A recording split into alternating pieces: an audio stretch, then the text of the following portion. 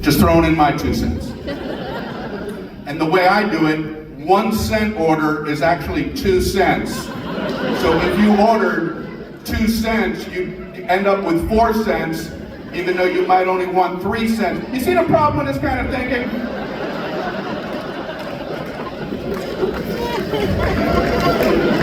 So, I don't know enough things. Hey, if you ever want to second guess how you carry yourself, get yourself in front of a cruise ship photographer. They'll cut you down to size real quick. On a cruise with my girlfriend, we walk up to the photographer. I'm like, hey, can you get our picture? He's like, absolutely. Sir, stand up straight for me. Now put your chest out and put your shoulders back a little bit. Now straighten your spine. Jeepers, buddy. And I'm wondering, what did I look like when we walked up there? Can you take a picture? I am not an animal. I am a man.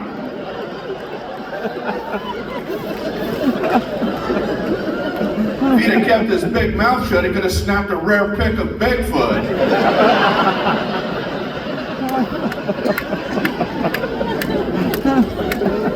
And then he wanted to put us in the most unnatural poses. Sir, I want you to take your fingers and cup them around like this for me. I don't like where this is going. And then you take your fingers and put them in there with his. And look at me and smile.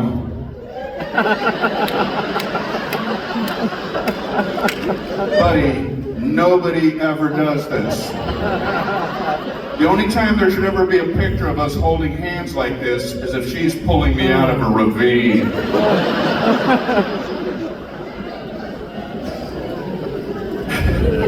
We have to update the camera etiquette. Everyone has a camera on their phone. Way too many pictures are being taken of way too many things, especially if there's only one walkway. You ever see that situation? Get on the other side of the sidewalk. I want to get a picture of you guys standing next to that restaurant sign. You 2 people wait, 4 people wait. I want to get a picture of my friends standing next to a restaurant sign. It's on Words with Friends. How do I get it off Words with Friends? If you 8 people wait and you 17 people wait, I'm going to get a picture of my friend standing next to a restaurant sign. The camera's pointing at me. How do I get it pointing at you? When you 27 people wait and you 2,966 people wait, I'm going to get a picture of my friend standing next to an Olive Garden sign.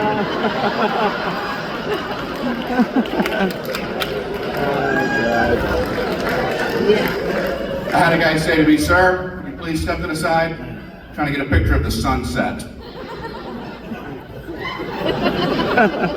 So we have to clear out from here to the horizon. I want to try nature photography. I saw a nature photographer on TV being interviewed. They showed him one of his photographs and they were asking him about it. They said, this one photograph, it's unbelievable. You have the beautiful snow-capped mountains off in the distance. You have that babbling brook coming down in front of the mountains. You have those pine trees off to the right. The low-hanging gray clouds are majestic, especially with the sun setting behind them. And then there's that lone hawk in the sky. How did you capture that image? I clicked it.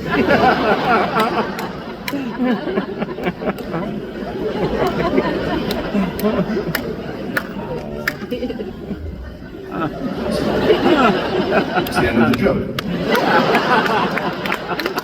He's getting disproportionate thanks. Premise. All right. You'll probably see that joke on TV and go, that's not how we did it in our town.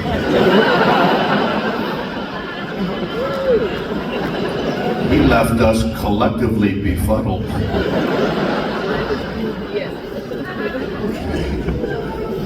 Phones are important, you know. You get some important texts, that's for sure. I received a text the other day, so thankful I got it. It said, "We regretful to informing you that your Netflix account will lapsing unless you send bank information immediate. So I got that obligatory split.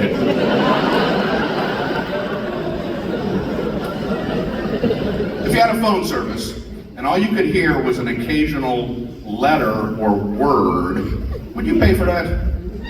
You know, probably not. You know, if you just heard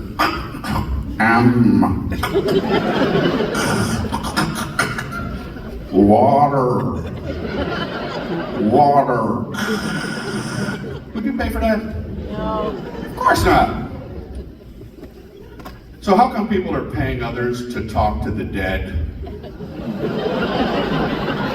Is there a B? I'm getting a B.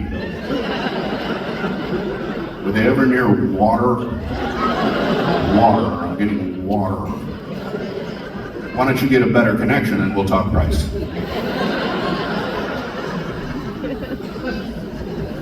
I received a text about a year ago. You know that show, The Masked Singer? I knew nothing about it. A friend of mine texted me, "Are you the rhino?"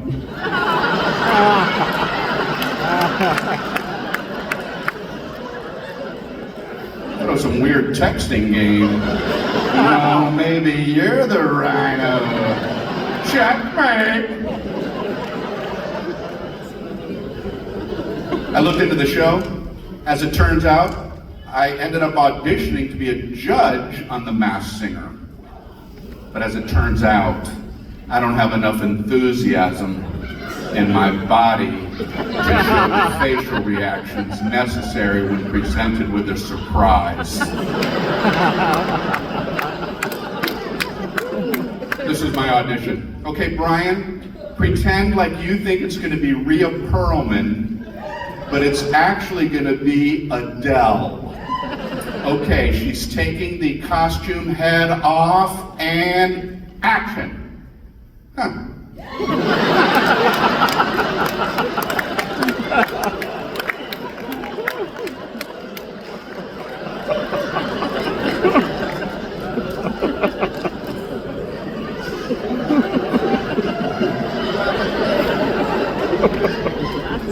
I think it was her.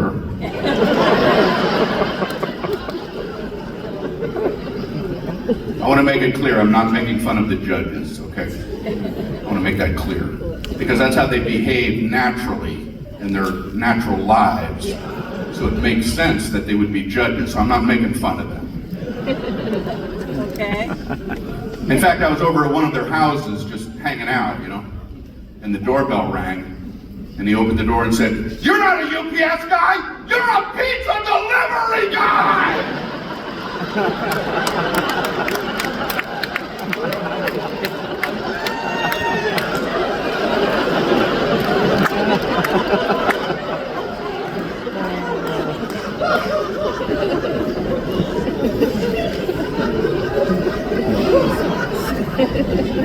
They make guesses on that show of people who would never be on that show in a million years.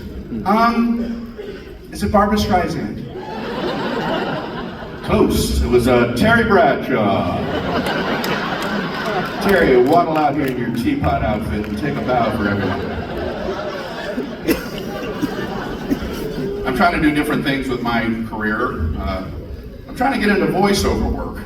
If you're interested in voiceover work, here's what you do. You get a voiceover agent. He sends you out on an audition. You wait a few days, and then your agent calls you to tell you they gave it to Morgan Freeman.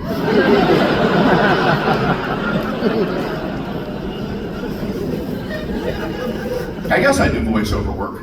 You know, when I do morning radio, when you're done, they'll ask if you'll do a liner, and you say, sure. And they'll say, just say, this is Brian Regan, and you're listening to 99.9. And you say, sure, and you do it, and they say, thank you. And then they'll go, can you just do one more? And you go, sure. And they'll say, can you just say, this is Brian Regan, and you're listening to The Breakfast Show, featuring Slim Jim on 99.9. And you go, hang on a second. And then you do it, and they go, thank you. And then they'll go, can you just do one more? And you go, sure. And they'll go, can you just say, this is Brian Regan, and you're listening to the wild and wacky morning breakfast flake zoo hour, featuring Slim Jim, Downtown Sally and the certifiably insane Edgar the Intern on 99.9, the East Bay's #1 classic rock station, featuring hits from the 50s, 60s, 70s, 80s, 90s, double zeros, 10s, 20s, and today. Can you do that for us? I'll try. Hey, this is Brian Regan, and you're listening to the radio!